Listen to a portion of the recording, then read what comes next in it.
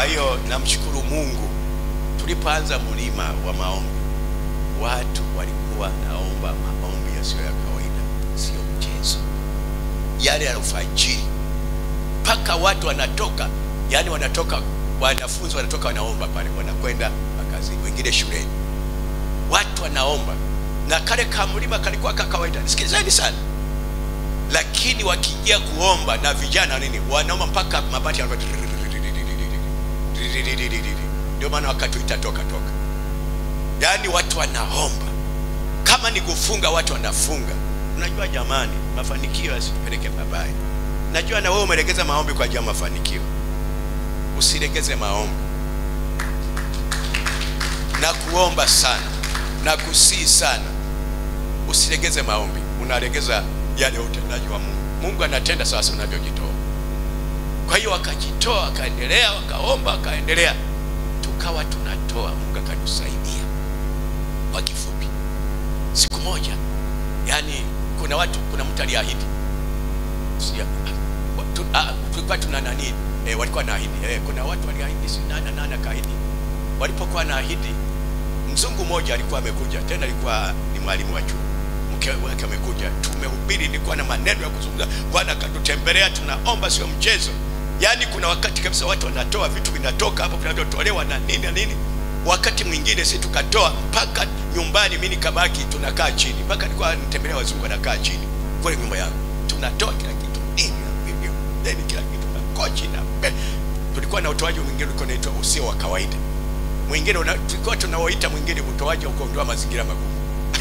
Tulikuwa kila toaji tunaziita. Bwana Yesu asifiwe. Sasa watu wanatoa na nawaambia katika jina la Yesu, mtajengewa nyumba. Wanaona kama mchezo. Mtafanya nini? Tulikuwa tunata baskeli. Siku moja wale wenye baskeli tulikuwa nazo singapi? 2, 3. Mtu akinunua ka baskeli tu, acha tu. Yani kuna wakati nitembea na ka baskeli kanisani. Tutakuwa na baskeli natembeza jirani. Haleluya. Ati baskeli. Ikija baskeli tunaombea, hata mkokoteni tunaombea. Msisahau mlikotoka. Ninyi mlikaa jangwani, lakini hapa mnapokaa, mnakaa kwenye kijani kibichi. Msisahau kule mlikotoka. Yani tunaendesha. Tutakuwa na nyumba, mtajengewa nyumba, mtafanya nini? Unajua watu hawaelewi kama hivi mnavyofanya kitu hiki. Wengine sio nyumba tu, na magorofa mtakuwa nayo. Na viwanja mtakuwa navyo vikubwa. Na miradi yenu itakwenda katika jina la Yesu. Nasema katika jina la Yesu. Nyinyi fanyeni kazi hapa. Nyinyi fanyeni hii kazi. Pandisheni mpaka juu. Kila kitu kiwekwe vizuri. Mtaona Mungu sasa. Nakuambia kwa taarifa ambazo ni sahihi nzuri sana kwa kifupi. Sijani kama kuna mtu hana nyumba. Kati ya washirika tulikuwa nao, wote wana nyumba. Juzi profesa moja alikuwa nikwenda kumwangalia. Kati ya washirika wengine unajua hata wanaokuja watakula baraka zenu. Tulikwenda kuona kwa mshirika wangu mmoja amekaa sasa miaka 25. Alifungua, unajua alikuja na degree hii. Halafu na mke wake na degree hii. Tena walitoka kwa askofu mkuu ambaye alikuwa hajawa askofu mkuu kutoka mbali. Akaja kuabudu kwa. Alikuwa anashuhudia juzi, lakini nimekwenda kwake pale. Amejenga nyumba pale, gorofa. Halafu wanafikiri ni hawa waliohamia. Yeye ni mhadhiri wa chuo cha mipango, na mke wake ni anafundisha pale. Lakini Mungu amewabariki. Yeye mwenyewe amepata masters akiwa hapo, akapata tena udaktari akiwa kanisa hilo. Sasa ni profesa.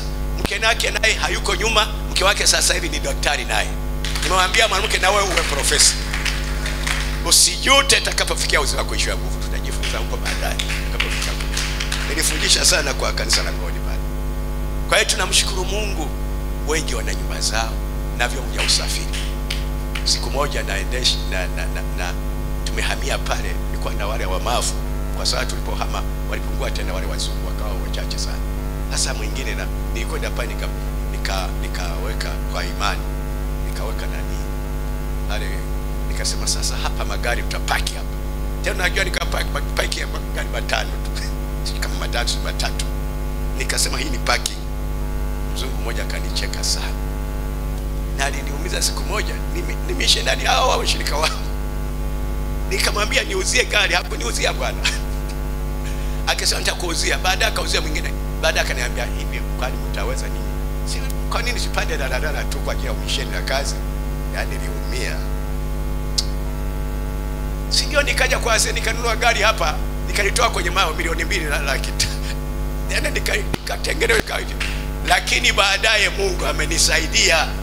Bwana Yesu asifiwe. Sasa ukija pale CCC, hata tunafikiria baadaye parking itakosekana. Na ninyi mjiandae parking. Mjiandae parking. Kwa sura hii, kwa namna hii, kwa hiki mlicho nacho, Mungu atawasaidia. Bwana Yesu asifiwe. Huwa nikianza kushuhudia hapa ninakosa nguvu kabisa. Nasema, Mungu wewe ni nani? Wewe ni nani unibariki? Siku moja nikapanga viti pia. Nikapanga vingi tu vingine kwamba watakatu watajaa. Sasa ninachekwa, tunajua kuna wengine kucheka hujui. Maono nachekwa kati. Unaweza kucheka, mtaka kucheka, mwambie acheke tu. Usicheke maono ya mtu hapo. Anaweza kuja hapa kawagilipo takavuruga akili zenu. Akaangalia idadi yenu, akaangalia mlivyo navyo. Hivi washirika wana kitu gani? Wana shilingi ngapi? Hivi ana matajiri wangapi? Tunaye tajiri ambaye ni Yesu Kristo. Lazima nitavuka. Tunashukuru Mungu kwa kutenda. Kwa msaada Mungu atatenda makuu. Pale Mungu ametusaidia. Tuna shule ambaye sasa hivi mwaka huu wamefanya ile primary school ya Kiingereza. Shule ya watoto inaitwa Wisdom Primary School. Jamani, hamfurahi jamani? Hamfurahi? Na inatusaidia kwa tuna maana ya watoto. Lakini pia baadaye Mungu ametusaidia. Tuna hospitali, dispensary. Iko pale. Mlima uko hapa na hospitali iko pale. Wanapokuja wengine wanaulizwa na daktari, wewe shida gani? Kama haiwezi, nasema nenda pale mlimani. Akija ni mapepo tu. Toka katika Yesu. Sio ugonjwa mwingine, ni mapepo. Kwa hiyo kuna mengine hawezi kutibu watu wale. Mlima wa maombi.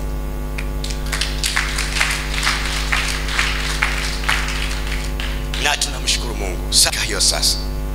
Lakini kitu kikubwa nitakwambia, kwa kikubwa sana nataka nikwambie mambo makubwa ambayo nayaamini zaidi.